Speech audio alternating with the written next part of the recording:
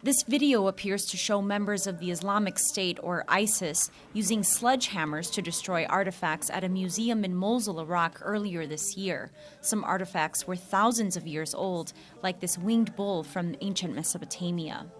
It's not a euphemism to refer to Iraq and Syria as the cradle of civilization. Lisa Ackerman is executive vice president of the World Monuments Fund, a New York-based organization focused on cultural heritage preservation. It's not just the physical remains that are going away, but potentially our knowledge of how rich these regions are and the many different kinds of people that have traversed that terrain over a very long period of human existence. Now, two Europe-based archaeologists, Chance Kokenauer and Matthew Vincent, are deploying three-dimensional computer technology to save this history. They spoke to NewsHour via Google Hangout. We both have a background in digital cultural heritage and the preservation of heritage, and I suggested that maybe we could find a solution to crowdsource images from people and reconstructing the artifacts in 3 dimensions. What began as a desire to document lost antiquities became Project Mosul, with a website for anyone to submit pictures and videos of destroyed artifacts in Iraq.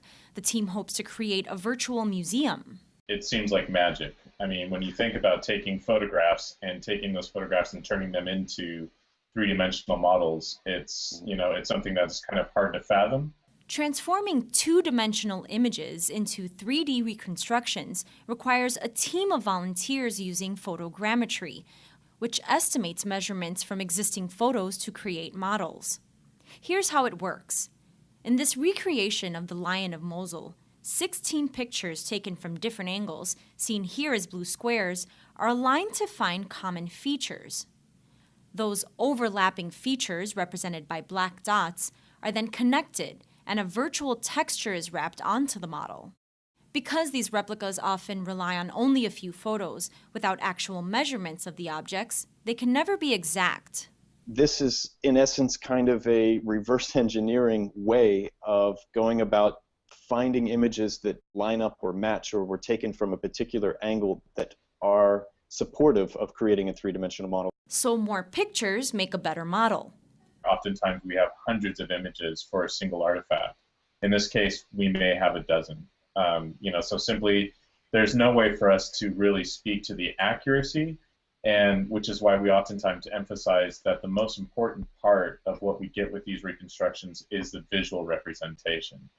The project isn't just focused on the Middle East. In April, Nepal was hit by a 7.8 magnitude earthquake, leaving many ancient sites damaged. Project Mosul is now hosting the 3D reconstruction of artifacts destroyed in Kathmandu's Durbar Square during the massive earthquake. It's this incredible opportunity to, at the very least, get a good handle on what materials are out there and demonstrating that if the worst happens and we lose sites, at least there's a very powerful record of them.